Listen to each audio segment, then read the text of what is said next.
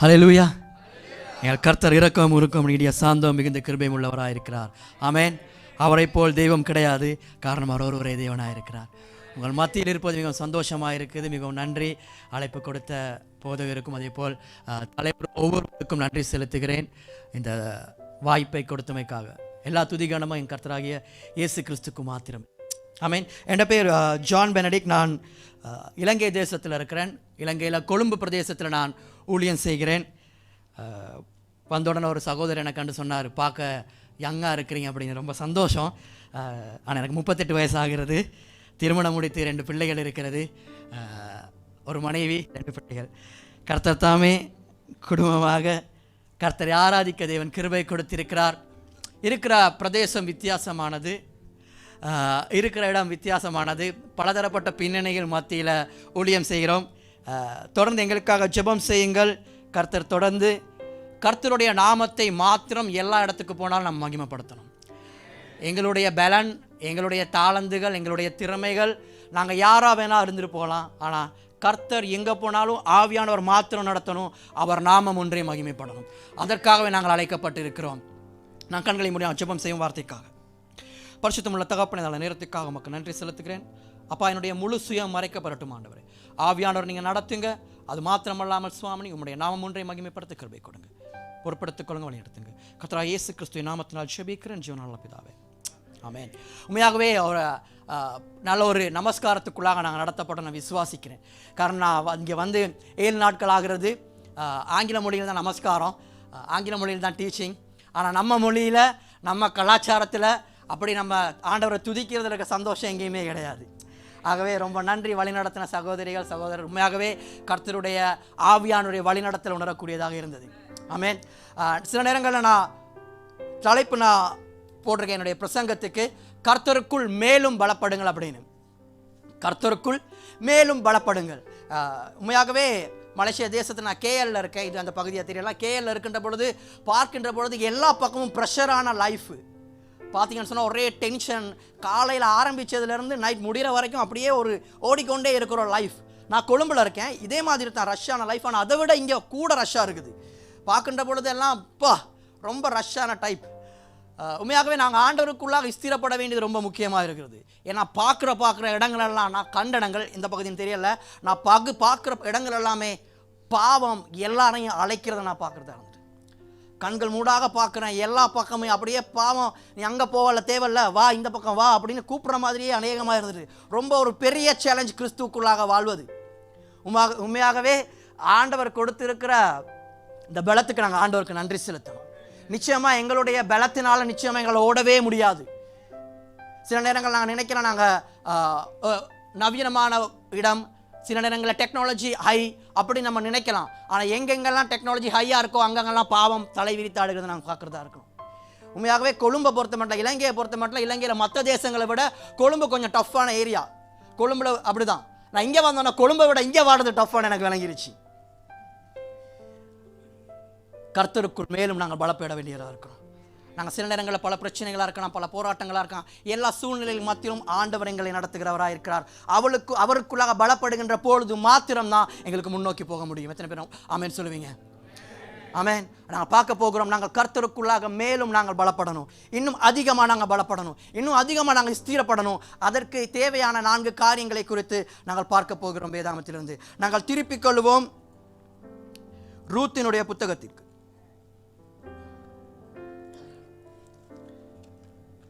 ரூத்தினுடைய புத்தகம். ரூத்தினுடைய புத்தகம்னு சொன்னால் நம்ம நிறைய பேர் நம்ம ரூத்தினுடைய வாழ்க்கையை தான் நம்ம பார்க்கறது உண்டு. ஆனால் பேச போகிறது ரூத்துடைய வாழ்க்கை அல்ல, நகோமியுடைய வாழ்க்கையை குறித்து. எத்தனை பேர் தயாராக இருக்கீங்க வார்த்தையை கேட்கறதுக்கு? நாங்கள் வாசிப்போம் 1ஆம் அதிகாரம் 1ஆம் வசனம். நியாயாதிபதிகள் நியாயம் விசாரித்து வரும் நாட்களில் தேசத்திலே பஞ்சம் உண்டாயிற்று. அப்பொழுது யூதாவில் உள்ள பெத்லகேம் ஊரானாகிய ஒரு மனுஷன் தன் மனைவியோடும் தன் 2 குமாரோடும் கூட மோவாப் தேசத்தில் போய் சஞ்சரித்தான். இப்படி இந்த வசனம் ஆரம்பிக்கப்படுது, இந்த பகுதி ஆரம்பிக்கப்படுது, இந்த புத்தகம். நான் பார்ப்போம்னு சொன்னால், பெத்லகேம் என்னும் பகுதியில் இருக்கிற பிரச்சனை, போராட்டம் ஆரம்பிக்குது, பஞ்சம் ஏற்படுகிறது. பெத்லகேம்ல இருந்து ஒரு குடும்பம் என்ன செய்யுது? பெத்லகேமிலிருந்து மோவாப் தேசத்துக்கு நோக்கி போகிறது. எத்தனை பேர் சொல்றாங்க? பெத்லகேம்ல இருந்து மோவாபுக்கு போறாங்க. பெத்லகேம் என்பது ஆண்டவருடைய தேசம். இஸ்ரவேலில் ஒரு பகுதி. ஆனால் மோவாபுங்கிறது ஒரு அந்நிய தேசம். அந்நிய தேசத்துக்கு என்ன செய்கிறாங்க, ஒரு பிரச்சனை, ஒரு போராட்டம், ஒரு பஞ்சம் வந்த உடனே என்ன செய்கிறாங்க, ஆண்டவர் அழைத்ததையும் மறந்துட்டு, ஆண்டவருக்குள்ளே இருக்கிறதையும் மறந்துட்டு, நம்ம ஆண்டவரோட ஸ்தானத்தில் இருக்கிறதையும் மறந்துட்டு எங்கே போகிறாங்க, மோவாபுங்கிற ஒரு அந்நிய தேசத்துக்கு ஒரு குடும்பம் போகிறது. வார்த்தை தெளிவாக சொல்லுகிறது, ஒரு மனுஷன் தன் மனைவியோடும் 2 குமாரோடும் கூட மோவாப் தேசத்துக்கே போனான் அப்படின்னு. அப்போ நமக்கு சில நேரங்கள் நமக்கு பிரச்சனை போராட்டம் வருகின்ற பொழுது நாங்கள் என்ன செய்ய பார்க்குறோம்னா, எந்த இடத்துல இருக்கமோ அந்த இடத்த விட்டு நம்ம வேறு இடத்துக்கு மூவ் பண்ண பார்க்குறோம். அதுதாங்கிட்ட வாழ்க்கை. நம்ம அப்படி தான் பார்ப்போம். எந்த இடம் நமக்கு பெட்டராக இருக்கோ அந்த இடத்துக்கு நம்ம என்ன செய்யணும், ஷிஃப்ட் பண்ணிடுவோம். இந்த இடத்துல நமக்கு இருக்க முடியாது, பொருளாதார பிரச்சனை இருக்குது, இந்த இடத்துல இருக்க முடியாது, பஞ்சமாக இருக்குது, இந்த இடத்த விட நம்ம பெட்டரான எந்த இடத்துக்கு போகலாமோ அந்த இடத்துக்கு நம்ம என்ன செய்ய பார்ப்போம், மூவ் பண்ணுறது பார்ப்போம். ஏன்னா பிரச்சனை போராட்டங்கள் இன்றைக்கி எல்லாருக்குமே இருக்குது. யாராவது பிரச்சனை போராட்டம் இல்லாமல் இருக்கீங்களா? கர்த்தருக்கு ஸ்தோத்திரம். என்னைய மாதிரி தான் எல்லாரும் இருக்கீங்க. ஏன்னா பிரச்சனை போராட்டங்கிறது எல்லாருக்குமே சமம், எல்லாருக்குமே இருக்குது. ஒரு பிரச்சனை போராட்டம் இல்லைன்னு சொன்னால் தயவு செய்து என்னை முடிஞ்சோன்னா கண்டு கொண்டு போங்க, எப்படி இருக்குன்னு சொன்னால் நான் கூட கேட்க விரும்புகிறேன். ஏன்னா எல்லா பிரச்சனை போராட்டங்களும் மத்தியிலும் எங்களை நடத்துகிறவர் ஆண்டவர். ஆமென். அவருடைய அனுமதி இல்லாமல் எதுவும் நமக்கு நடைபெறது போகிறது கிடையாது. ஏன்னா ஆண்டவர் இந்த பூமியில் வாழ்கின்ற பொழுதும் அவர் 100க்கு 100 விதமாக ஆண்டவராகவும் 100க்கு 100 வித மனுஷனாகவும் இருந்தார். ஆகவே அவர் மனுஷனாக இருந்த பொழுது அவருக்கு தெரியும் என்ன பிரச்சனை போராட்டம் எப்படி வரும்னு அவருக்கு தெரியும். எல்லாவற்றையும் அவர் ஜெயித்தார். அதே போல் ஜெயிக்க வேண்டியது எங்களுடைய கடமை. எங்களுடைய ஆண்டவருக்கு ஒரு ஸ்டைல் இருக்குது. நம்ம ஆண்டவர் எப்படின்னா, எடுத்த உடனே ஒரு பிரச்சனை வந்துட்டுனா உடனே தீர்வு கொடுக்க மாட்டார். எடுத்த உடனே ஒரு பிரச்சனை போராட்டம் வந்ததுன்னா உடனே அவங்களுக்கு என்ன செய்ய மாட்டார், தீர்வு கொடுக்க மாட்டார். அவருக்கு தெரியும். என்ன தெரியும், எப்போ தீர்வு கொடுக்கணுங்க அவருக்கு தெரியும். நீங்கள் பார்ப்பீங்கன்னு சொன்னால் தானியேல் சரி, ஷாத்ராக் மேஷாக் ஆபேத்நேகோவா இருந்தாலும் சரி, தானியேலை கொண்டு போயிட்டு சிங்கக்கபியில் போட போகிறது ஆண்டவருக்கு தெரியுமா தெரியாதா? ஆண்டவருக்கு தெரியும். ஆண்டவர் மீட்டுக் கொள்வார் ஆண்டவருக்கு தெரியுமா தெரியாதா? தெரியும். ஆனால் போடும் வரைக்கும் ஆண்டவர் என்ன செஞ்சார், வெயிட் பண்ணார். பார்த்தீங்களா நம்ம ஆண்டவரோட ஸ்டைலை? ஷாத்ராக் மேஷாக் ஆபேத்நேகோவை எரிகிற அக்கினிக்குள்ளே கொண்டு போவாங்கன்னு தெரியுமா தெரியாதா? தெரியும். போடுற வரைக்கும் என்ன செஞ்சார், வெயிட் பண்ணி தான் ஆண்டவர் என்ன செஞ்சார், மீட்டு கொண்டார். எங்களோட ஆண்டவர் கடைசி எல்லை வரைக்கும் கொண்டு போனாலும் அதிலிருந்து மீட்டுக் கொள்கிறவராக இருக்கிறார். ஆமென். 75 வயசில் ஒருத்தரை கூப்பிட்டு ஆண்டவர் சொல்கிறாரு, உனக்கு என்ன தர போகிறேன், உன்னுடைய ஜாதியை பெரிதாக போகிறேன், உனக்கு ஆசீர்வாதம் தர போகிறேன், வானத்து நட்சத்திரங்களைப் போலவும் கடல் மணலைப் போலவும் உன்னுடைய ஜாதியை பெருக போகிறேன். அவருக்கு தெரியும், ஆண்டவரே எல்லாம் முடிஞ்ச, என் வாழ்க்கையே முடிஞ்ச ஆண்டவரே, சரீரமே செத்து போயிருச்சு ஆண்டவரே, ஆண்டவரே எப்படி நடக்கும்னு கேட்கவே இல்லை. ஆண்டவர் சொன்னார். எத்தனை வயசில் சொல்கிறாரு, 75 வயசில் சொல்லி அழைக்கிறாரு. ஆனால் 75 கொடுத்தாரா? கொடுக்கவே இல்லை. அங்கே 100 வயசு வரையும் கொண்டு போனார். 25 வருஷம் இன்னும் எக்ஸ்ட்ரா வச்சிருந்தாரு. அப்போ தான் ஆண்டவர் என்ன செஞ்சார் தெரியுமா, அதை கொடுத்து நிறைவேற்றினார். ஆண்டவர் ஒரு காரியத்தை சொல்வார் என்று சொன்னால் அதை நிறைவேற்ற வல்லமுள்ளவராக இருக்கிறார். காரணம் எங்கள் தேவன் ஜீவன் உள்ளவர். ஆமென். ஒரு சத்தம் ஒரு ஹல்லேலூயா சொல்லுவோமா? நாங்கள் அப்படிப்பட்ட ஜீவனுள்ள தேவனை நாங்கள் துதித்துக் கொண்டு இருக்கிறோம். சில நேரங்கள் நம்ம என்ன செய்கிறோம், ஒரு பிரச்சனை போராட்டங்கள் வருகின்ற பொழுது நம்ம இருக்கிற இடம் நம்ம இடம், ஆண்டவர் கொடுத்த இடமா இல்லையா நமக்கு தெரியாது. அந்த இடத்தை விட்டுட்டு வேற இடத்துக்கு ஷிஃப்ட் பண்ணுறதை நம்ம பார்ப்போம். அது நமக்கு ரொம்ப பிடிக்கும். ஆனால் போகிற இடத்துல அதை விட என்னமா மாறும், பிரச்சனை ரெட்டிப்பாக மாறிக்கொண்டே இருக்கும். ஆனால் நம்ம என்ன செஞ்சிட மாட்டோம், நமக்கு அனலைஸ் பண்ண தெரியாது, நமக்கு புரிஞ்சு கொள்ள முடியாது நம்ம இருக்கிற இடம் சரியா இல்லையான்னு. இதே பிரச்சனை யாருக்கு இருந்தது, இவங்களுக்கு இருந்தது, நகோமிக்கு இருந்தது. நாங்கள் தொடர்ந்து நாங்கள் வாசிப்போம். 2ஆம் வசனம். அந்த மனுஷனுடைய பேர் எலிமெலேக்கு, அவன் மனைவியின் பேர் நகோமி. அவனுடைய 2 குமாரில் ஒருவன் பேர் மக்லோன், மற்றொருவன் பேர் கிலியோன். யூதாவில் உள்ள பெத்லகேம் ஊராகிய எப்ரத்தா ஆகிய அவர்கள் மோவாப் தேசத்திற்கு போய் அங்கே இருந்து விட்டார்கள்.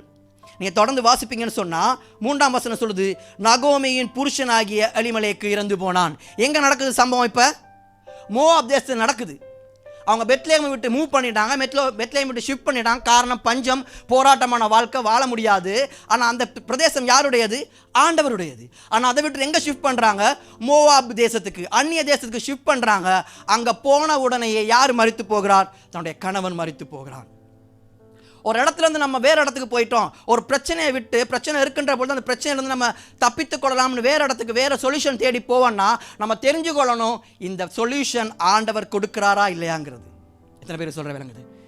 சில நேரங்கள் நினச்சிருப்பாங்க நம்ம மோவாப் தேசத்துக்கு போகலாம், மோவாப் தேசத்தில் எல்லாம் இருக்குது அப்படின்னு. ஆனால் போன இடத்துல என்ன நடந்தது, முதலாவதாகவே தன்னுடைய கணவன் மரித்து போகிறதை நாங்கள் பார்க்கிறோம். அதை தொடர்ந்து என்ன செய்கிறான், கணவன் மாத்திரமல்ல பிள்ளை 2 மரிச்சு போகிறாங்க. ஆனால் இவங்க பார்க்கல, ஓகே இந்த இடம் நம்ம வந்தோம், ஆனால் இந்த இடத்துல கணவர் மரிச்சு போயிட்டாரு, நம்ம திரும்ப நம்ம போவோம் நம்ம தேசத்துக்கு நம்ம யோசிக்கல. அவர் நகோமி யோசிக்கவே இல்லை, அதே இடத்துல திரும்ப ஸ்டே பண்ண ஆரம்பிச்சிட்டாங்க. சில நேரங்கள் நம்ம ஆண்டவரை விட்டு நம்ம தூரம் போயிட்டோம்னா, ஒரு சில பகுதி ஒரு ஸ்டெப் நம்ம பிரச்சனைகள் மத்தியில் இருக்கின்ற பொழுது ஆண்டவர் விட்டு நம்ம பின்வாங்கி போனோம்னா, அந்த வாழ்க்கை சில நேரம் நமக்கு பழகி போயிட்டுனா நம்ம நினைக்கிறது இந்த வாழ்க்கை ஆனால் அதுக்குள்ளே தான் பிரச்சனையே இருக்குது. நம்ம இருந்த பிரச்சனை விட அது ரெட்டிப்பாக மாறிக்கொண்டு இருக்கும். நமக்கு தெரியாது நம்ம இருக்கிறது பிரச்சனையில் தான். நம்ம நினைக்கிறதா நம்ம சேஃபான இடத்துல இருக்கோம், ஏன்னா பெத்லகேமில் பஞ்சம் இருக்குது, இந்த இடத்துல பஞ்சம் இல்லைன்னு நம்ம நினைக்கிறோம். அந்த இடத்துல பிரச்சனை இருக்குது, இந்த இடத்துல பிரச்சனை இல்லைன்னு நினைக்கிறோம். ஆனால் அந்த இடத்துல குடும்பமாக இருந்தாங்க, இந்த இடத்துல என்ன நடக்குது? கணவன் மரித்து போனான். கணவன் மரித்து போய் கூட அவங்க அனலைஸ் பண்ணிக்கொள்ள, ஓகே நம்ம டிசைட் பண்ணி நம்ம போவோம்னு யோசிக்கல. திரும்பவும் அதே தேசத்தில் இருந்து அதே தேசத்தில் அவரோட 2 பிள்ளைகளுக்கும், எப்படி 2 மகன்களுக்கும் அவர்கள் மனைவிமாரை தேடிக்கொண்டாங்க. அதே தேசத்தில் அவர்கள் மனைவியை தேடி அவங்களுக்கு என்ன செஞ்சாங்க? திருமணம் பண்ணி வச்சாங்க. இப்போ வேறு தேசத்துலேருந்து வந்தாங்க, இங்கே ஸ்டே பண்ண ஆரம்பிச்சிட்டாங்க. இப்போ அந்த தேசத்தில் எப்படியே மாறிட்டாங்க? சிட்டிசனாகவே மாறிட்டாங்க. சில நேரங்களில் சில இடங்களை விட்டு சில இடங்களுக்கு நம்ம மூவ் பண்ணுற நேரம், சில பிரச்சனைலேருந்து இன்னொரு பிரச்சனைக்கு நம்ம ஷிஃப்ட் பண்ணுற நேரம், இந்த இடத்துல பிரச்சனை இல்லை அப்படின்னு நம்ம வேறு இடத்துக்கு போகிற நேரங்களில் நமக்கு தெரியாது. சில நேரங்கள் நம்ம நினைக்கிறது உண்டு, ஓகே நமக்கெல்லாம் பிரச்சனை முடிஞ்சுன்னு, ஆனால் பிரச்சனை ரெட்டிப்பாகும்னு நமக்கு தெரியாது. கிறிஸ்துவுக்குள் பிரியமானவர்களே, இன்னைக்கு நம்ம இருக்கிற இடம் ஆண்டவருக்குள்ளனா, ஆண்டவர் ஒரு காரியத்தை அனுமதிப்பார் என்று சொன்னால் அதிலிருந்து விடுவிக்கவும் அவருக்கு தெரியும். ஏன்னா நம்ம இன்னைக்கு நினைக்கிறோம் நம்ம ஆண்டவருக்கு ஒன்றும் தெரியாதுன்னு. நம்ம என்ன ஆண்டவரை நம்ம இன்னும் சரியாக புரிஞ்சு கொள்றதே கிடையாது.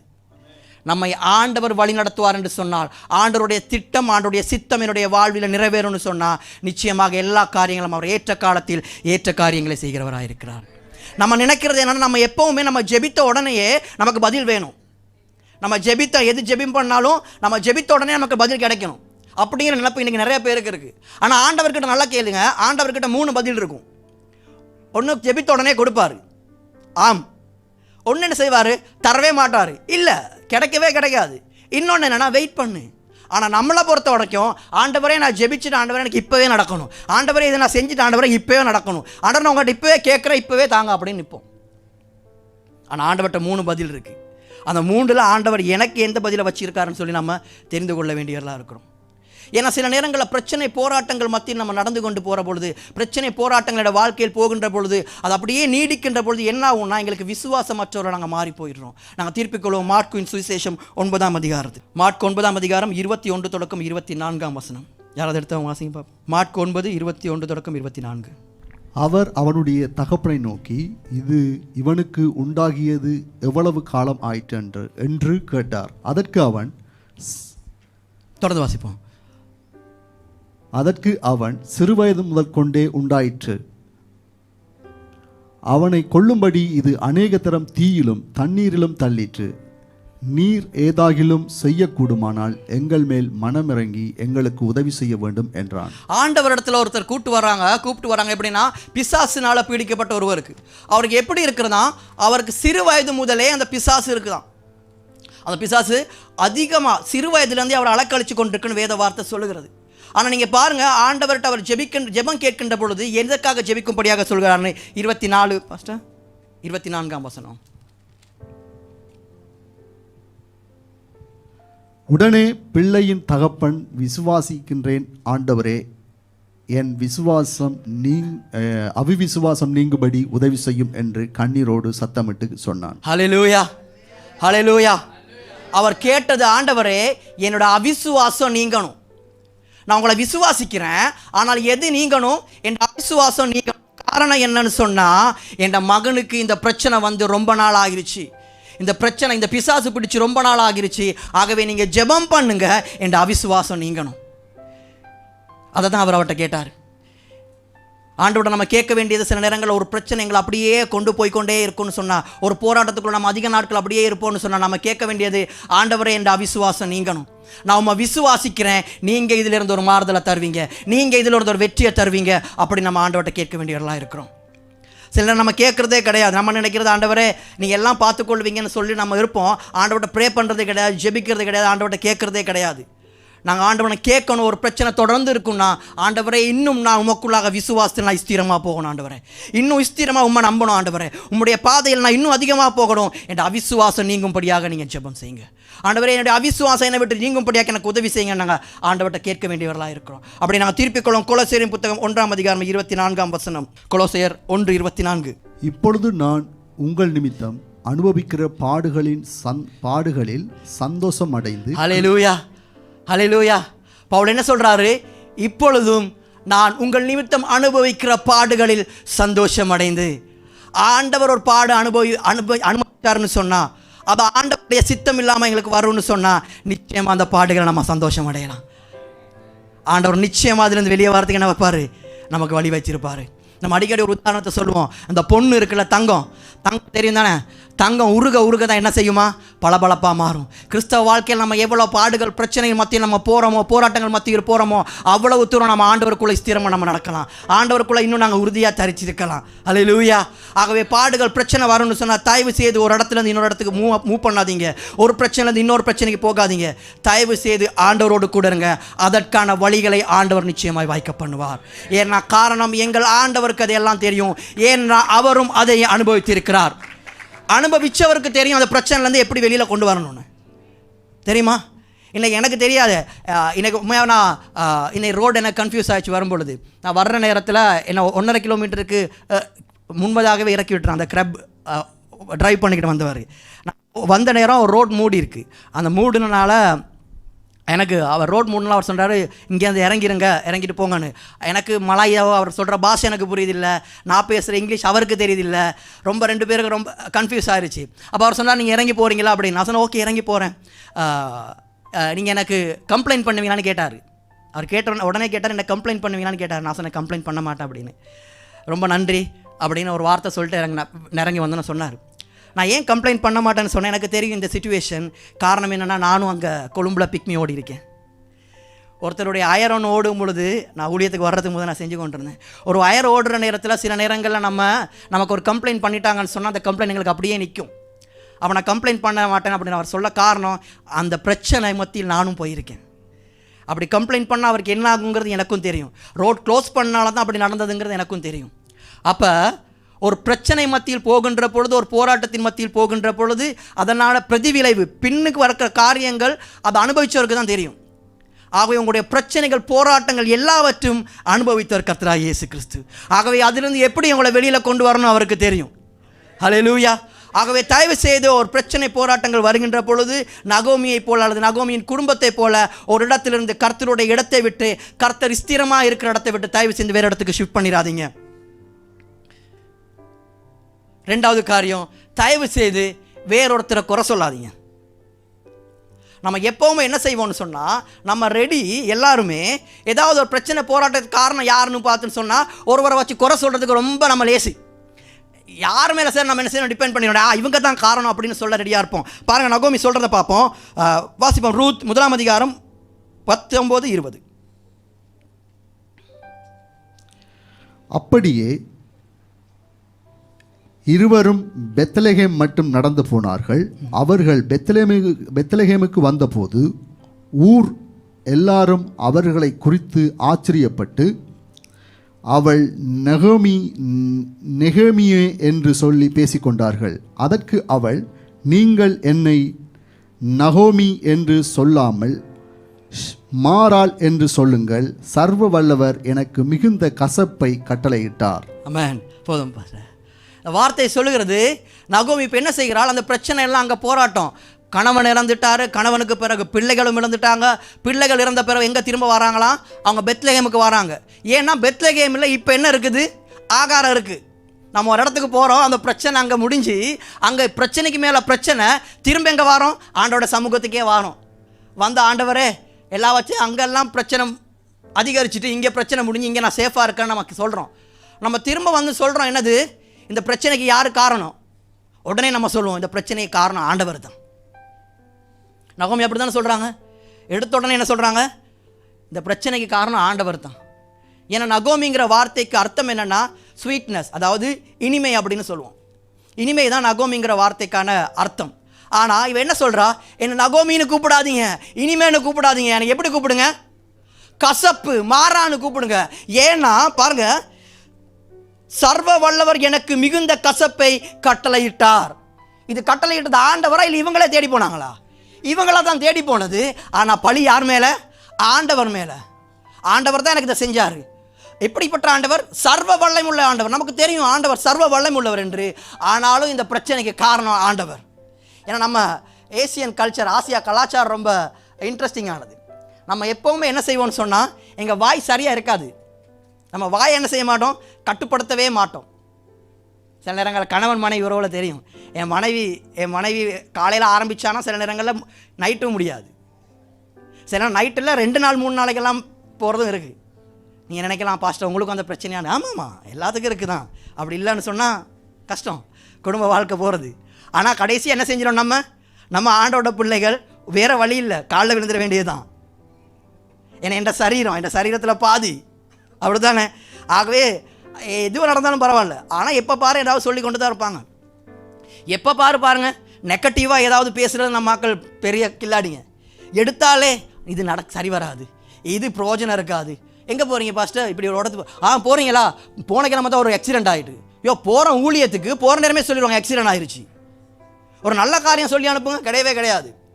நம்ம ஃப்ளைட்டில் வர நேரம் எங்கள் ஸ்ரீலங்காவில் கேட்டாங்க, எங்கே போகிறீங்க? மலேசியாவில். ரொம்ப கவனம், மலேசியா ஒரு ஃப்ளைட் காணாமல் போயிருச்சான். அது நடந்து எவ்வளோ நாள் ஆகிருச்சு. இப்போ தான்ப்பா முறை வர்றோம். போகிற நேரம் இப்படியா சொல்கிறது? அது மாத்திரமில்லை, இப்போ லாஸ்ட்டாக ஒரு இந்தியாவில் ஒரு கிராஷ் நடந்துட்டு எத்தனை பேர் பார்த்தீங்க தெரியல. யாருமே உயிர் தப்பலையா, அதை வேற சொல்கிறாங்க. ஒருத்தர் தப்பிச்சிடாரு, தேங்க்ஸ் பிரதர், ஒருத்தர் தப்பிச்சிடாரு, ஏதோ பின்னாடி இருந்து உடச்சிட்டு போனேன்னு சொல்லி கேள்வி. அதை பற்றி நிறைய கம்ப்ளைண்ட் போய் கொண்டு இருந்தது. சொல்கிறாங்க, இப்போ தான் ஒரு ஃப்ளைட் வெடிச்சிட்டு தெரியுமா? போக தோணுமா? ஆண்டவரே முறை ஒரு தேசத்துக்கு அனுப்புகிறீங்க ஊழியத்துக்குன்னு சொல்லி. வாயை திறந்தாலே பேசுகிறதெல்லாம் எப்படி பேசுவோம் நம்ம? நன்மையாக பேசவே மாட்டோம். நெகட்டிவாக பேசி நம்மெல்லாம் பழகிட்டோம். வேறொருத்தரை குற்றப்படுத்தி பழகிட்டோம், வேறொருத்தர் மேலே சாட்டி பழகிட்டோம். தயவு செய்து எங்களுடைய கட்டுப்படுத்துங்க. தயவு செய்து எந்த இடத்துல நம்ம பேசணுமோ அந்த இடத்துல பேசணும், எந்த இடத்துல பேசக்கூடாது அந்த இடத்துல பேசக்கூடாது. ஹல்லேலூயா. இன்னைக்கு கிறிஸ்தவனுக்கு பெரிய எதிரி நாவு தான், வாய் தான். குடும்பத்தில் பிரச்சனைகளுக்கு காரணம் வாய் தான். ஆமாம் தானே? எடுத்தோடனே வீட்டுக்கு போனோடனே வரும் என்ன கேள்வினா, இன்றைக்கி அரிசி இல்லை, சாம்பார்லாம் நித்திந்து போச்சு, காசு பத்தாது, அப்படியே தான் வந்து கொண்டிருக்கும். ஆண்டவர் போஷிக்கிறாரு, ஆண்டவர் கொடுக்குறாரு, ஆண்டவர் எல்லாம் பார்த்துக்கொள்வார் சொல்கிறவங்க ரொம்ப குறைவு. அதில் ஸ்பெஷல் நம்ம கிறிஸ்தவாக்களுங்க. எடுத்தாலே எதாவது சார் தப்பாக தான் பேசி கொண்டிருக்கிறது. எடுத்தாலே எது சார் ஒரு என்ன சொல்கிறது நெகட்டிவாகவே யோசித்து நம்ம பழகிட்டோம். நம்ம நெகட்டிவாக யோசிச்சோன்னு தான் இந்த இடத்துல நம்ம இருக்க மாட்டோம்ல. எத்தனை பேர் பரலோகத்துக்கு போக ஆசை? ஹல்லேலூயா. உங்களை பார்த்து வா நீங்கள் எல்லாம் நரகத்துக்கு தான் போவீங்கன்னு சொல்ல சந்தோஷப்படுவீங்களா? இல்லையே, நாங்கள்லாம் பரலோகத்துக்காக அழைக்கப்பட்டிருக்கிறோம். ஆமென். அதற்காக தான் நம்ம ஓடிக்கொண்டிருக்கிறோம். சந்தோஷமான வார்த்தைகள், சந்தோஷமான காரியங்களை எப்போயும் பேசுவோம்.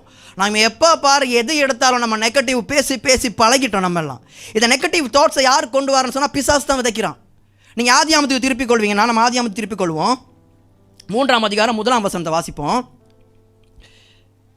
ஆதியாகமம் 3ஆம் அதிகாரம் 1ஆம் வசனம். பிசாசு ஒரு காரியத்தை சொல்கிறான் பாருங்க. தேவனாகிய கர்த்தர் உண்டாக்கின சகல காட்டு ஜீவன்களை பார்க்கிலும் சர்ப்பமானது தந்திரமுள்ளதாயிருந்தது. அது ஸ்திரியை நோக்கி நீங்கள் தோட்டத்தில் உள்ள சகல விருட்சங்களின் கனியையும் புசிக்க வேண்டாம் என்று தேவன் சொன்னது உண்டோ என்றது. கொடுக்கும் பொழுதே ஒரு நெகட்டிவான ஒரு சிந்தனை. ஆண்டவர் இங்கே இருக்கிறதெல்லாம் உனக்கு சாப்பிட வேணாம்னு சொன்னாரா? ஆண்டவர் சாப்பிட சொல்லியிருக்காரு. ஒரு கனியை மாத்திரம்தான் ஆண்டவர் விலக்கி வச்சிருக்காரு. ஆனால் பேசும்பொழுதே பாருங்கள் எப்படி பேசுகிறான்னு சொல்லி பிசாசு, இங்கே இருக்கிற எல்லா கனியும் உன்னை புசிக்க வேண்டாம்னு ஆண்டவர் சொல்லியிருக்காரா அப்படிங்கிறது ஆரம்பிக்கிறான் பிசாசு. ஆகவே இப்படிப்பட்ட நெகட்டிவ் சிந்தனைகள், பிழையான யோசனைகளை எங்களுக்கு கொண்டு வரது பிசாசு. நல்லா தெரிஞ்சுக்கொள்ளுங்க, கர்த்தர் உங்களை ஸ்திரமாய் நடத்துகிறவராக இருக்கிறார். நாங்கள் கர்த்தருக்குள்ளாக மேலும் மேலும் என்ன செஞ்சு கொண்டிருக்கணும்? பலப்பட்டு கொண்டே இருக்கணும். எங்களுடைய வாயின் வார்த்தைகள் ரொம்ப கவனமாக நம்ம இருக்கணும். இருதயத்தின் நினைவு என்ன செய்யுமா? வாய் அப்படியே பேசும். நம்ம இருதயத்தில் என்ன இருக்கோ அது அப்படியே வாயை நம்ம பேச ஆரம்பிக்கும். நான் ஆண்டவரிடத்தில் நம்ம பேசுகிறது மக்களிடத்தில் மட்டும் பேசுகிறது மாத்திரம் கிடையாது, ஆண்டவர்கிட்ட நம்ம என்ன செய்ய ஆரம்பிப்போம்? பிழையான காரியங்களை பேச ஆரம்பிப்போம். நான் இந்த வேதாம கல்லூரி பாடத்தை ஆரம்பிக்கிற நேரத்தில் நான் கொழும்பில் கொட்டையனா பகுதியில் தான் ஆரம்பித்தேன். நான் இருக்கிற பகுதியிலேருந்து கிட்டத்தட்ட ஒரு 2 கிலோமீட்டர் தூரம் தான். ஆனால் நான் நான் என்னுடைய சர்டிஃபிகேட் கோர்ஸை முடித்த உடனே நான் மூவ் பண்ண வேண்டியது எங்களுடைய தலைமை பிளேஸுக்கு, அதாவது கொவ்வலைக்கு போக வேண்டியது, தெய்வலைக்கு போக வேண்டியதாக இருந்துட்டு, நான் இருக்கிற இடத்துல இருந்து கிட்டத்தட்ட ஒரு 20 கிலோமீட்டர் அது தூரம். அப்போ நான் ஆண்டவர்கிட்ட சொன்னேன், ஆண்டவரே நான் கூட அதிகமாக மேலே படிக்கணும்னு சொன்னால் தயவு செய்து நீ எனக்கு ஒரு பைக் தரணும். பைக் தரலைன்னா நான் என்ன செய்ய மாட்டேன், நான் போய்ட்டு படிக்க மாட்டேன். யாரோட டீலிங்? ஆண்டவரோட. நம்ம வாய் தான் சரியில்லையே, எல்லாரோட வாய் மாதிரி நம்ம வாயும். ஆண்டவரை நீங்கள் தரலைன்னா படிக்க மாட்டேன். ஆண்டவர் சொன்னார், சரி பார்ப்போம். 1 வருஷ காலம் தரவே இல்லை ஒரு வாகனத்தை. எப்பயும் போல் பஸ்ஸில் நடந்து பஸ்ஸில் இன்னும் அப்படியே போய்கொண்டிருந்தேன். நான் அனலைஸ் பண்ண முடியலை, ஆண்டவர் நான் பேசுனது ஆண்டவர்கிட்டன்னு. ஒரு மாதம் முழுவதாக, ஒரு வருஷம் முழுவதாக ரொம்ப கஷ்டப்பட்டு ரொம்ப அலக்கழிச்சு, ஆண்டவர் என்னால் முடியலை ஆண்டவரேன்னு அவர் பாதத்தில் சரணடைஞ்சி, தரலாட்டியும் பரவாயில்ல ஆண்டவரே, வேறொரு வழியாவது வாய்க்க பண்ணுங்கன்னு கெஞ்சிற நேரம் தான் ஒரு பைக்கை கொடுத்தாரு. ஆமென். நம்ம நினைக்கிறது என்னது, நம்ம ஆண்டவர்கிட்ட டீல் வச்சுக்கொண்டு ஆண்டவர் நமக்கு எல்லாம் செய்வார்னு. கிடையவே கிடையாது. நம்ம என்னைக்கு நம்மளுடைய நிலைமையை விட்டு நம்ம கீழே இறங்கி ஆண்டவரோட பேசுகிறோமோ, ஆண்டவர் அப்போ தான் நமக்கு என்ன செய்வார், காரியங்களை வாய்க்க பண்ணுவார். நம்ம நினைக்கிறதான் நம்ம தெரிஞ்சிருக்கு, நம்ம படிச்சிருக்கோம், நம்ம இப்படியெல்லாம் பண்ணியிருக்கோம், எங்கள்கிட்ட பணம் இருக்குது, நம்ம அழகு இருக்குது, எல்லாம் வீண். அவர் முன்னுக்கு எங்கள் ஆண்டவர் சர்வ வல்லமுள்ளவராக இருக்கிறார். தயவு செய்து ஆண்டவர்கிட்ட பேசும்போது ரொம்ப கவனமாக பேசுங்க. எங்களோட வாய்களை ரொம்ப கவனமாக வச்சுக்கொள்ளணும். எனக்கு நான் வேதாம கல்லூரி முடிச்சுட்டு இப்போ அங்கேயே நான் ஆசிரியராக பணியாற்றுகிறேன். வேதாம கல்லூரி இறையல் கல்லூரியில் பணியாற்றினா அசிஸ்டன்ட் டீச்சராக இருக்கேன். இனி வரும் காலங்களில் நான் தொடர்ந்து நான் கல்வி கற்றுக் கொடுக்க போகிறேன். ஆகவே ஆண்டவர்கிட்ட இவ்வளோ தூரம் ஆண்டவரை வரும்பொழுது ஆண்டவரை சொல்கிறது ஒரே ஒரு காரியம், ஆண்டவரை என்னால் முடியாது, நீங்கள் செய்யுங்க. இல்லை ஆண்டவரை நான் முடிச்சிட்டேன், என்னால் ஏலும், நான் பண்ண ஏலும், என்னால் போக முடியும் அப்படின்னு என்னை வாய் சொல்லுன்னா முடியவே முடியாது. இருக்கிற இடத்துலேருந்து ஆண்டவர் என்ன செய்வார், கீழே தட்டிக்கொண்டே இருப்பார். என்னைக்கு நம்மளுடைய வாயை நம்ம ஆண்டவர் இடத்துல அடக்கிறோமோ, என்னைக்கு நம்ம வாயை நம்ம மற்றவர்கள் இடத்துல அடக்கிறோமோ, நிச்சயமாக அப்போ என்ன செய்யலாம், நம்ம முன்னுக்கு போய்கொண்டே இருக்கலாம். ஹல்லேலூயா, ஹல்லேலூயா. நகோமிக்கிட்ட வந்த பிரச்சனை என்னது, அவவா போனால் அவங்களா போயிட்டு பிரச்சனை ஏற்படுத்தி கொண்டாங்க. குடும்பமாக போயிட்டு தனியாகவும் அவருடைய மருமகளோடு வந்தா. ஆனால் சொன்னது என்னது, ஆண்டவர் தான் எனக்கு அனுமதிச்சார், ஆண்டவர் தான் இதெல்லாம் பண்ணார், ஆண்டவர் தான் இப்படியெல்லாம் என்ன பண்ணுறாரு அப்படின்னு சொல்லி ஆண்டவர் மீது பழிய போட்டான். ஏன்னா நம்ம முற்பிதாக்கள் மாதிரி, முற்பிதாக்களையும் தாண்டி ஆதாம் மாதிரி நம்ம எல்லாரும் ஆண்டவர் மேலே பழிய போடுறது ரொம்ப கெட்டிக்காரங்க. ஏவாள் பாவத்தை செஞ்சுட்டு யார் மேல் பழிய போட்டா, சர்ப்பத்தின் மீது. ஆதாம் பழிய போட்டு யார் மேலே பழிய போட்டா, ஆண்டவர் மீது. ஆண்டவரை நீங்கள் கொடுத்த பெண் தான் ஆண்டவரை இப்படி நடந்துட்டு. ஆமாம், நம்ம மனைவி நம்ம ஆண்டவர் தான் கொடுத்தாரு. ஆனாலும் நம்ம என்ன செய்யணும், ஆண்டவர் தலையாக வச்சு, இயேசு கிறிஸ்துவ தலைமையாக வச்சு நம்ம என்ன செய்யணும், நம்ம வாழ்க்கையை நடத்தி கொண்டே போகணும். அதை இல்லாமல் நம்ம என்ன செய்கிறது, ஆண்டவர் தலை கிடையாது, நம்ம தலையாக மாற போகிறது. நம்ம தலையாக மாற போனால் முடிஞ்சு, நம்ம மனைவி அதுக்கு மேலே நம்ம ஏறி நிற்பாங்க. சில நேரங்கள் அதிகாலையில் மனைவியோட பிரச்சனை வந்து எத்தனை பேருக்கு இந்த அனுபவம் தெரியல. நம்ம அதிகாலையில் ஒரு பிரச்சனை வந்துட்டு வைங்க, நம்ம போகிற நாள் ஃபுல்லாக அப்படியே இருக்கும். ஏன்னா எனக்கு தெரிஞ்ச ஒரு தலைவர் ஒருத்தர் இருக்கார், பிரேம்குமார் சொல்லி, குளோபல் இம்பேக்டில் ஒர்க் பண்ணார். அவரோட நான் கிட்டத்தட்ட 2 வருஷமாக சிசலுங்கிற நிறுவனத்தில் நான் வேலை செஞ்சேன். அவர் இந்த கதையை அடிக்கடி எல்லா இடமும் சொல்லுவார். ஒரு மனைவிக்கும் ஒரு கணவனுக்கும் பிரச்சனை, கணவன் மனைவிக்கு 2 பேருக்கும் பிரச்சனை வந்தோடனே மனைவி இடத்துல டீ கேட்குறார். யார் கேட்குறாரு, கணவன் கேட்குறாரு. கணவன் டீ கேட்டோடனே நம்ம தான் வாய் சும்மா இருக்காது. கணவன்மார்க்கே உண்மையில் பிரச்சனை ஏற்படுத்தி கொடுத்த நம்ம வாய் தான். என்ன சொல்கிறாரு, டீ எடுத்துகிட்டு வா அப்படின்னு சொன்னோன்னா அவங்க உணர்ந்து ஒரே அடி. நமக்கு ஒரு பிரச்சனை இருக்குன்னு சொன்னால் மனைவிமார் இங்கே எப்படியோ தெரியல, நம்ம ஊரில் டீ வந்து இப்படி ஒரே அடியாக வைப்பாங்க. அது நம்மளை அடித்த மாதிரியே இருக்கும், அது பாதி கீழே கொட்டும். அப்போ அவர் என்ன சொன்னாராம், அவர் சொன்னார், இது என்ன டீயா? அப்போ மகனை பார்த்து கேட்குறாரு, இந்த டீயா இது, இந்த டீயை எந்த நாய் குடிக்கும் அப்படின்னு கேட்டாராம். உள்ளே இருந்து மனைவி சொன்னாலாம், இவ்வளோ நாள் எந்த நாய் குடிச்சிடும் அந்த நாயை குடிக்க சொல்ல அப்படின்னு. வாயை கொடுத்து நம்ம மக்கள் என்ன செஞ்சுருவாங்க, ஆரம்பித்தோன்னா இவர் ஒரு சார், என்ன சார், லெக்சரர்னால ஸ்கூலில் படிப்பிக்கிறவர். இப்போ இந்த நாய் என்ன செய்து இவரையே சுற்றி கொண்டு இப்போ இருக்குது. இவர் என்ன செஞ்சார், அப்படியே விட்டு ஸ்கூல் போனார். ஸ்கூல் போய் கொண்டிருக்கும் பொழுது ஸ்கூல் வாசலில் 2 நாய் சண்டை பிடிச்சி கொண்டிருக்கு. பசங்கள்லாம் ஸ்கூலில் இருந்து கிளாஸ் ரூமை பார்த்து கொண்டிருக்காங்க. அவர் சொன்னாராம், டே எல்லாம் கிளாஸை கவனிங்கடாங்கன்னா அங்கே சுற்றி பார்த்து கொண்டிருக்கீங்க, இல்லை 2 நாய் சண்டை பிடிக்குது, இருங்க பார்த்துட்டு வரோம் அப்படின்னு. அங்கே ஆரம்பித்த நாய் இன்னும் தொடர்ந்து ஆள் விடலை. இவர் என்ன சொன்னார், திரும்ப சொன்னாராம், சண்டைலாம் முடிஞ்சோன்னா ஒரு ஸ்டூடெண்ட் சொன்னாராம், சார் ஓகே அந்த நாய் 2 முடிஞ்சிட்டு நீங்கள் ஆரம்பிங்க அப்படின்னு. என்ன அர்த்தம், அந்த நாய் முடிச்சுட்டு இந்த நாய் ஆரம்பி அப்படின்னு சொல்கிற மாதிரி. எங்கே ஆரம்பித்தது, அங்கே வீட்டில் கொடுத்த வாய். சும்மா இருக்க வேண்டியதானே, கொடுத்து டீ கிடச்சிட்டு குடிச்சிட்டு போக வேண்டியதானே. நம்ம ஆரம்பித்தா சுற்றி கொண்டே இருக்கும் நம்மளை. ஓகே அப்படின்னு சொல்லி இப்போ டீ பிரச்சனை தானே. இவரெல்லாம் ஸ்கூலை முடிச்சுட்டு போகிறாரு. அவரோட நண்பரை பார்த்தாராம். நண்பர் சொன்னாராம், வாங்க எங்கள் வீட்டு போய் டீ குடிப்போம் அப்படின்னு. இவருக்கு டீ பிரச்சனை வேறு. இவர் சொன்னாரா, இல்லை வேணாம், டீ வேணாம். இல்லை வாங்க சார் டீ குடிச்சிட்டு போவோம். இல்லை வேணாம், நமக்கு வேணாம், கண்ட நாயெல்லாம் வந்து டீ குடிச்சிட்டு போகுது, உங்களுக்கு என்ன, நீங்கள் வந்து குடிச்சிட்டு போங்க சார் அப்படின்னாராம். காலையில் ஆரம்பித்த நாய் அவரோட நாள் ஃபுல்லாக நாய் என்ன செஞ்சது, அவரை சுற்றி கொண்டே வருது. பார்த்தீங்களா? அதனால் உண்மையாக திருமணம் முடிச்சு ஒரு 13 வருஷம் ஆகுது. என் பெரியோர் என்னை விட அனுபவம் நிறைய பேர் இருக்கிறீங்க. உண்மையாகவே கணவர்மாருக்கு நான் கொடுக்குற ஒரே அட்வைஸ், யார்கிட்ட வாயை கொடுத்து பிரச்சனை வந்தாலும் மனைவி மாட்டப்பட்ட கொஞ்சம் கவனமாக இருப்போம். அல்லேலூயா, அல்லேலூயா. அதுக்கு அல்லேலூயா நம்மக்கிட்ட வராது, ரொம்ப கவனம். நகோமி எப்பொழுதுமே என்ன செய்துகிறாள், அவருடைய பிரச்சனையை, அவருடைய போராட்டத்தை வந்ததை அவள் அனுபவிக்கல. என்ன செய்தால், அவளால் தேடிக்கொண்டது, ஆனால் குற்றம் சாட்டுகிறது வேறொருத்தர். நம்ம என்ன பிரச்சனை போராட்டமும் நான் கேட்டு பாருங்க, பிரதர் உங்களுக்கு போராட்டமா? ஆமாம். காரணம் யார்? அந்த அவர்.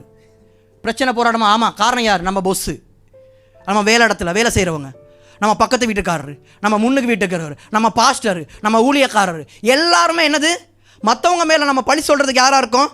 நம்ம அப்படியே நம்ம திறமசாலிங்க.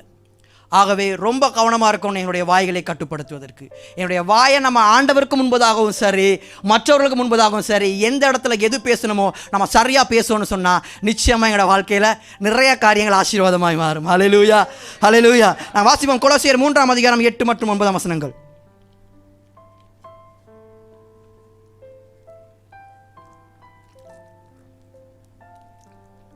கொலோசியர் 3:8-9.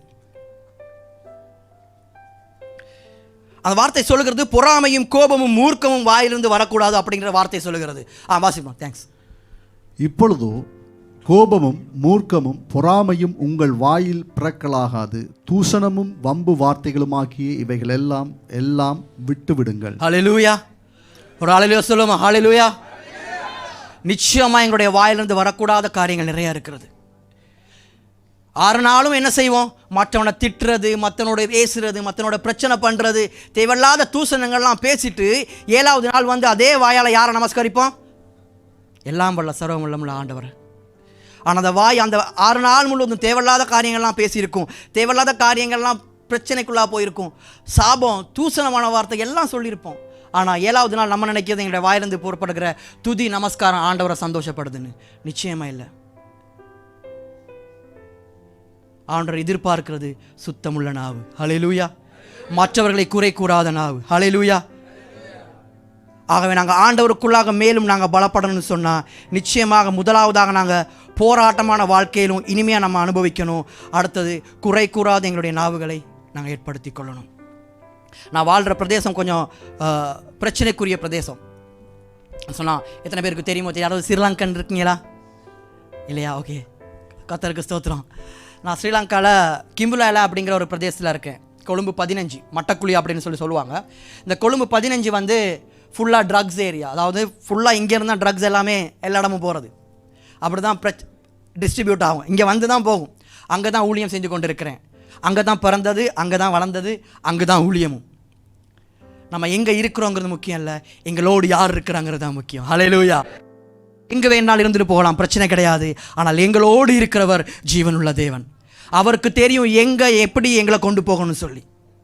அப்படிப்பட்ட ஒரு சிறிய இடத்துல இருந்து ஆண்டவர் என்ன செஞ்சிருக்காரு, எங்கெல்லாம் கொண்டு போகணும் அங்கெல்லாம் கொண்டு போய் பிரசங்கம் பண்ண வச்சிருக்காரு, கற்றுக் கொடுக்க வச்சிருக்காரு. எல்லாம் ஆண்டவருடைய சுத்த கிருபை. நாங்கள் செய்ய வேண்டியது எங்களுடைய வாழ்க்கையை ஆண்டவருக்கு ஒப்புக் கொடுக்கறது மாத்திரம்தான். நாங்கள் அப்படி ஆண்டவருக்கு ஒப்புக் கொடுக்க முடியாமல் போகின்ற பட்சத்தில் எங்களை சார்ந்து இருப்போம்னு சொன்னால் நிச்சயமாக ஆண்டவர் கொண்டு வருவார். எப்படி தெரியுமா? ஒரு போராட்டத்துக்குள்ளாக, ஒரு பிரச்சனைக்குள்ளாக, நம்ம நினச்சி பார்க்க முடியாத பிரச்சனை போராட்டத்துக்குள்ளாக போட்டு தான் எங்களை வெளியே கொண்டு வருவாங்க. நான் வந்து நான் படித்தது வந்து கம்ப்யூட்டர் சயின்ஸ். நான் ஃபுல்லாக நல்லா ஐடியில் இன்வால்வாக இருப்பேன். நான் ஆண்டவர் ரட்சிக்கப்பட்டிருந்தேன். சிறு வயசுலேருந்தே கிறிஸ்தவ குடும்பத்தை தான் வளர்ந்தேன். ஆனால் ஆண்டவரில் பாதி இந்த ஒரு பக்கம் காலும் அந்த ஒரு பக்கம் காலும். நம்ம நிறைய பேர் அப்படி தான், இங்கேயும் வச்சுருப்போம் அங்கேயும் வச்சுருப்போம், அப்படியே பழந்தா கீழே விழுந்துருவோம். ஆண்டவரோடும் இருக்கிறது, ஊழியமும் செய்கிறது, அதோடு கூட உலகத்திலே வாழ்ந்து கொண்டிருக்கிறது. கம்ப்யூட்டர் ரிப்பேர்ஸ் செய்வேன், அண்ட் ஐடி செய்வேன், நல்லா டிசைனிங் பண்ணுவேன். ஆனால் டிசைனிங்கெல்லாம் நல்ல காரியங்களை பண்ணது, எல்லாம் தேவையில்லாத காரியெல்லாம் செய்கிறது. சில காரியங்களை வீடியோ பண்ணுறீங்க, போட்டால் முடிஞ்சு. நான் உள்ளே போகிற அளவுக்கு நான் தப்பு செஞ்சுருக்கேன். டிசைனிங்கில் என்னென்ன சர்டிஃபிகேட் இருக்கோ அப்படியே அந்த சர்டிஃபிகேட் டிசைன் பண்ணுவேன். ஒரு முறை காசும் ட்ரை பண்ணியிருக்கேன், ஐடிங் கார்டு ட்ரை பண்ணியிருக்கேன், நம்ம ஐடிங் கார்டெல்லாம் ட்ரை பண்ணியிருக்கேன், எல்லாம் சக்ஸஸ் தான். அப்படி ஒரு டிசைனிங் நல்லா பண்ணுவேன். அப்போ நான் 10 வருஷத்துக்கு முதலே ஹேக்கிங் படிச்சிருந்தேன். ஃபோன் ஒன் பண்ணால் போதும் இங்கேயாவது எல்லாமே உருகிடுவோம். அந்த அளவுக்கு இருந்துட்டு நான் நினச்சது, நான் இருக்கிறது ஆண்டவர் கொடுத்த வாழ்க்கை. எப்படி நம்ம செய்கிறதெல்லாம் தவறு, பண்ணுறதெல்லாம் உலக காரியம். ஆனால் எங்கிற நினைப்பு எப்படி இருக்கும்? நம்ம நல்லா இருக்கோம், நம்ம சந்தோஷமாக இருக்கோம், நம்ம காசு இருக்குது, நம்ம நல்லா வாழ்கிறோம், இந்த வாழ்க்கை ஆண்டவர் கொடுத்து நம்ம நினச்சி கொண்டிருப்போம். ஆனால் செய்கிறது எப்போ நமக்கு தவறுன்னு நம்ம நினைக்கிறோமோ அப்போ படுற அடி இருக்குல்ல, ரொம்ப கஷ்டமாக இருக்கும். ஏன்னா ஆண்டவருக்குள்ளாக நான் வருகின்ற பொழுது, ஆண்டவர் என்னை அழைக்கின்ற பொழுது நான் எல்லாவற்றையும் இழந்து, வீடு வாசல் எல்லாத்தையும் இழந்து அழுது கொண்டிருக்கிற நேரத்தில், எப்படி எங்கள் சிடிஎஸ் கோட்டையில் இருந்த சிடிஎஸ் கீழே நான் அழுது கொண்டிருந்தேன், மலையில் அழுது கொண்டிருந்தேன். கண்ணீர் கூட யாருக்கும் தெரியல. ஆனால் என் கண்ணீரை கண்டவர் என் ஆண்டவர். என்னை வீட்டை விட்டு வெளியே போக வேண்டிய சூழ்நிலை வந்துட்டு நான் ஒரு நண்பரை நம்பி ஏமாந்து போனேன். என் மனைவி, என் பிள்ளை, அந்த நேரம் என் பிள்ளைக்கு 1 வயது, அந்த பிள்ளையோடு கூட நான் வெளியே வர வேண்டிய நிலைமை ஆயிட்டு. அந்த சூழ்நிலையில் ஆண்டவர் என்னை அழைச்சார். ஆண்டிலிருந்து ஆண்டவரோடு நான் கூட இருக்கிறேன். ஆண்டவர் என்னை நடத்துகிறார். என்னுடைய படிப்போ என் அறிவு இதெல்லாம் தூசு, ஒன்றுமே கிடையாது. எல்லா பிரச்சனை போராட்டங்கள் வந்தாலும் ஆண்டவர் உங்களோடு இருப்பார். ஹல்லேலூயா, ஹல்லேலூயா. இன்றைக்கி ஆண்டவர் ஒரு சபையை கொடுத்த சபையினூடாக ஆண்டவர் பெரிய காரியங்களை செய்ய கிருபை கொடுத்திருக்கிறார். நம்ம நினைக்கிறது பிரச்சனை போராட்டங்கள் ஆண்டவர் அனுமதிக்கிறார்னு சொன்னோன்னே அந்த அனுமதியை நம்ம பெற்றுக்கொண்டு, ஓகே ஆண்டவரே இந்த பிரச்சனைக்கெல்லாம் காரணம் நீங்கள் தான் சொல்லி எங்கள் வாய் என்ன சொல்லுது, ஆண்டவர் மேலே நம்ம பழி போட பார்க்குறோம். ஆனால் ஆண்டவர் அதை அனுமதிக்கிறாரே ஒழிய அதற்கு காரணம் ஆண்டவர் அல்ல. சில நேரம் நாங்களாக இருக்கலாம். தயவு செய்து எல்லா பிரச்சனை போராட்டங்களுக்கு காரணம் ஆண்டவர் தான் சொல்லி ஆண்டவர் மேல் பழி போடாதீர்கள், அல்லது மற்றவர் தான் காரணம்னு சொல்லி தயவு செய்து மற்றவர் மீதும் பழி போடாதீர்கள். நாங்கள் திருப்பி அப்படியே போவோம் நம்ம ரூத்தின் புத்தகத்திற்கு. 1 அதிகாரம் 21 வசனத்தை நம்ம வாசிப்போம். நான் நிறைவுள்ளவளாய் போனேன், கர்த்தர் என்னை வெறுமையாய் திரும்பி வர பண்ணினார். கர்த்தர் என்னை சிறுமைப்படுத்தி சர்வ வல்லவர் என்னை கிளேசப்படுத்தி இருக்கையில் நீங்கள் என்னை நகோமி என்பானேன். பிரச்சனை யார் மேலே வந்தது? யார் இந்த போராட்டத்துக்கு காரணம்? ஆண்டவரா? கிடையவே கிடையாது, தாங்களாகவே உண்டாகி கொண்டது. ஆனால் யார் மேலே பலி போகுது? ஆண்டவர் மேலே பலி போகுது. நமக்கு இன்னைக்கு முடியாது தவறை ஒத்துக்கொள்கிற மனசு இன்னைக்கு யாருக்குமே இல்லை. ஸ்பெஷலாக கிறிஸ்தவனுக்கு கிடையவே கிடையாது. ஒரு தவறு செஞ்சுட்டா, ஒரு பாவம் செஞ்சுட்டா, ஆண்டவரே தவறு செஞ்சுட்டா, ஆண்டவரே இந்த பாவம் செஞ்சுட்டு இது நான் தான் காரணம் ஒத்துக்கொள்கிறோமா? கிடையவே கிடையாது. ஒத்துக்கொள்கிறதே நம்ம இல்லை. ஒன்று மற்றவர்கள் மேல் பழி போடுவோம், இல்லைன்னா ஆண்டவர் மேலே பழி போடுறோம். தயவு செய்து ஒரு தவறு செய்வீங்கன்னா ஒத்துக்கொள்ளுங்க. காரணம் என்ன தெரியுமா? ஒத்துக்கொள்கிற மனசை ஆண்டவர் காண்கிறார். ஹல்லேலூயா. நம்ம ஒத்துக்கொள்றாத மனசை விட ஒத்துக்கொள்ளுங்க. ஒத்துக்கொண்டு மனம் திரும்புகிற இடத்துல ஆண்டவர் அந்த இடத்துல கிரியை செய்கிறவராக இருக்கிறார். வேதாகமத்தில் நம்ம பார்ப்போம்னு சொன்னால் பேதுரு, யூதாஸ்காரியோத்து 2 பேரும் செய்தது தவறு தான். 2 பேருமே பெரிய பாவம் செஞ்சாங்க. பேதுருவும் செய்தது பிழை, யூதாஸ்காரியோத்தும் செய்தது பிழை. ஆனால் யூதாஸ்காரியோத்து தன்னால் என்ன செய்து கொள்ள முடியல? அதை ஏற்றுக்கொள்ள முடியல, ஒத்துக்கொள்ள முடியல, போய் தூக்கிலிட்டு செத்துக்கொண்டான். ஆனால் பேதுரு என்ன செஞ்சார்? அதுதான் மனசு. ஆண்டவரே நான் உங்களை கீழே வார, ஆண்டவரே நீங்கள் ஆண்டவரை எனக்கு உதவி செய்யுங்க, ஆண்டவரே நான் ஒத்துக்கொள்கிறேன், நான் செஞ்ச தவறை நான் ஒத்துக்கொள்கிறேன், ஆண்டவரே நீங்கள் எனக்கு உதவி செய்யுங்கன்னு சொல்கின்ற பொழுது ஆண்டவர் எல்லாவற்றையும் மறந்து மன்னிப்பை கொடுக்கிறவராக இருக்கிறார். நாங்கள் ஏற்றுக்கொள்கிறதே இல்லை, ஒத்துக்கொள்கிறதே இல்லை. நம்ம மற்றவங்க மேலே பழி போட்டு நம்ம தப்பிக்க தான் நம்ம பார்க்குறோம். என்றைக்கு நம்ம செய்த தவறை ஒத்துக்கொள்கிறோமோ, ஆண்டவருடைய சன்னிதானத்தில், ஆண்டவருடைய சமூகத்தில் சிலுவை கீழே எங்களை அடக்கிறோமோ, அப்பொழுது ஆண்டவர் நிச்சயமாக எல்லா சூழ்நிலையை மாற்றுகிறவராக இருக்கிறார். ஹல்லேலூயா. நாங்கள் வாசிப்போம் நீதிமொழிகளின் புத்தகம் 28 அதிகாரம் 13 வசனம்.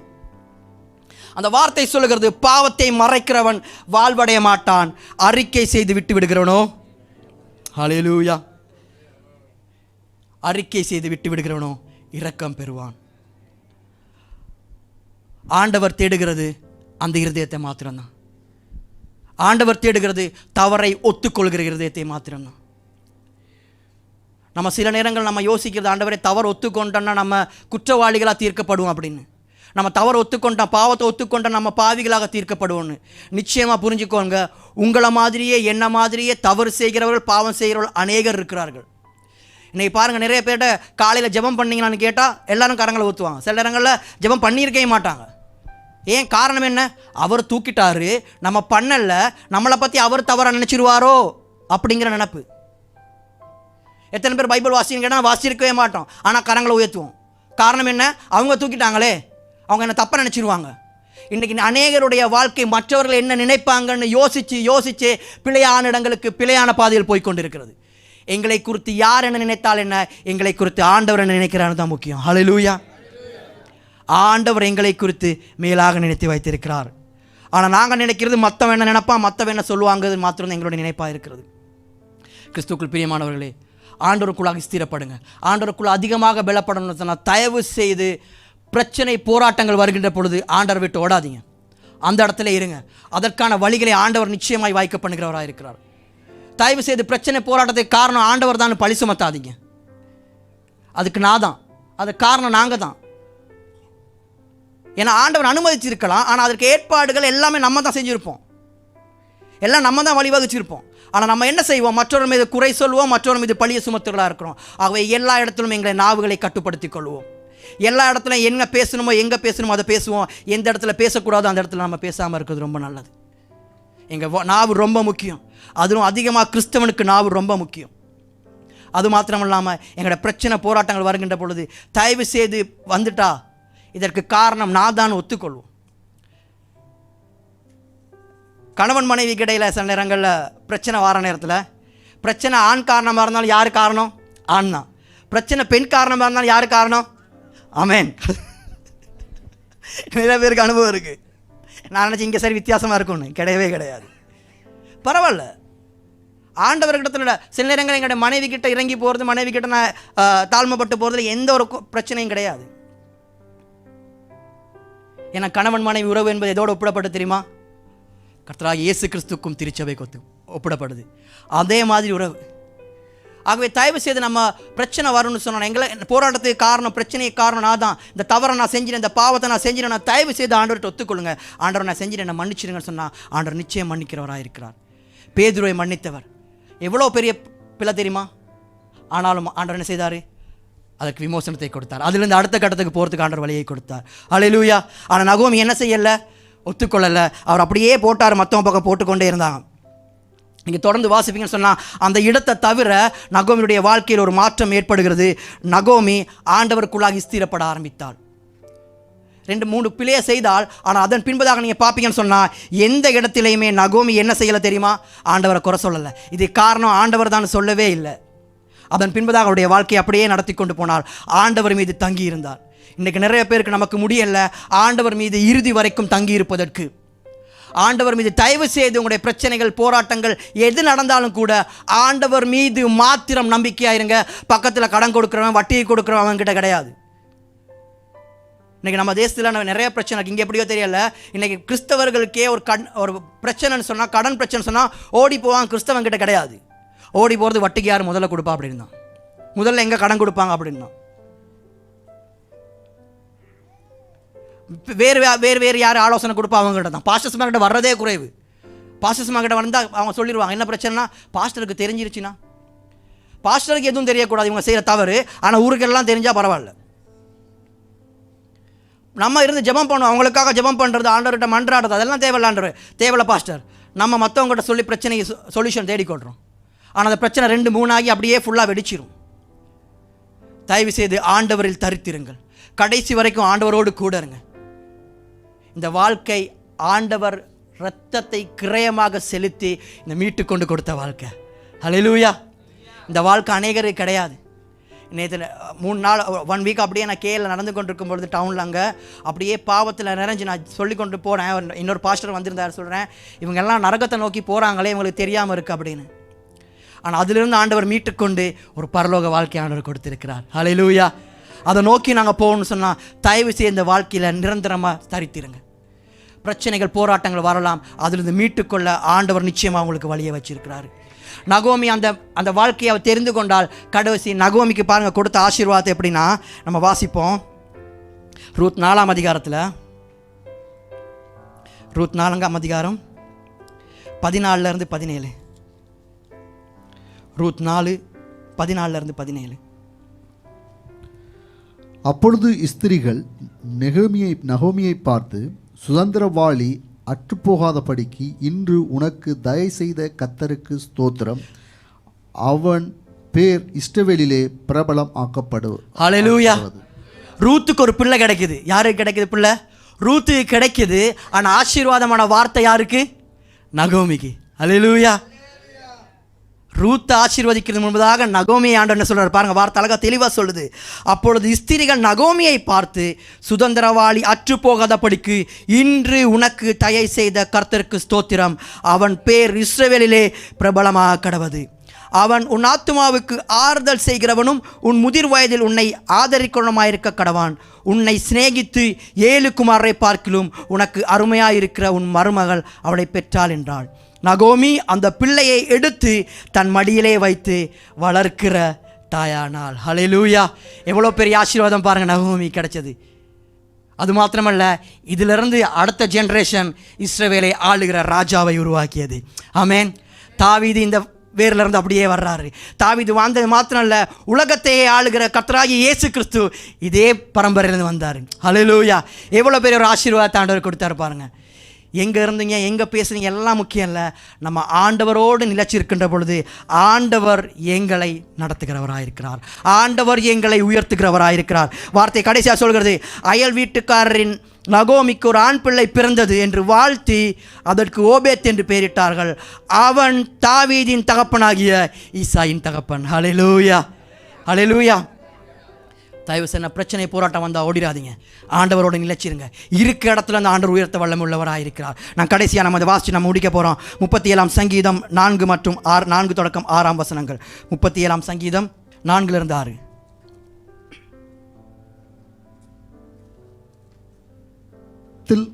மனமகிழ்ச்சியாயிரு, கர்த்தரிடத்தில் மனமகிழ்ச்சியாயிரு, அவர் உன் இருதயத்தின் வேண்டுதல்களை உனக்கு அருளச் செய்வார். தொடர்ந்து வாசிப்போம். உன் வழிகளை கர்த்தருக்கு ஒப்புவித்து அவர் மேல் நம்பிக்கையாயிரு, அவரே காரியத்தை வாய்க்க பண்ணுவார்.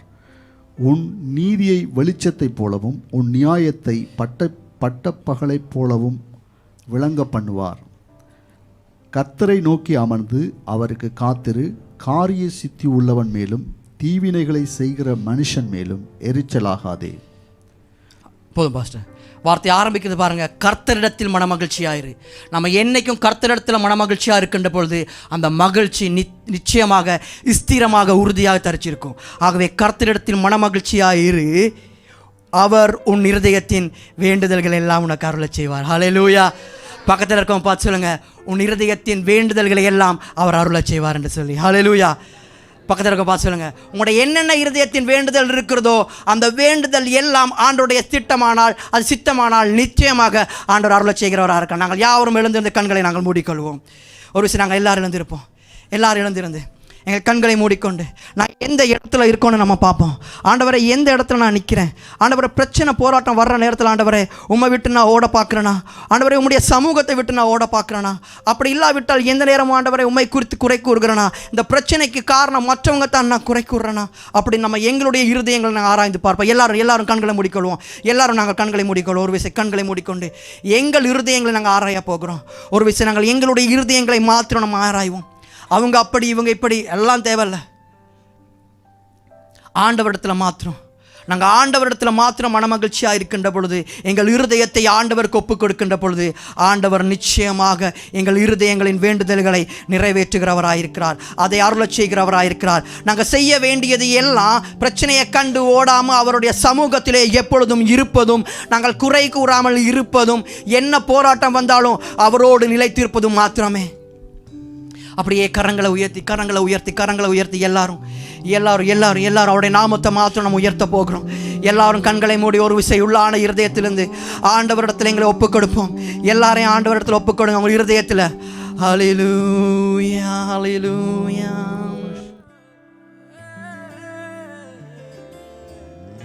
நான் திறக்கும் கதவுகள் எல்லாம் சில நேரம் அடைக்கிறீர், கோபத்தால் பகைத்தாலும் தேவன் நீர் நகைக்கிறீர்.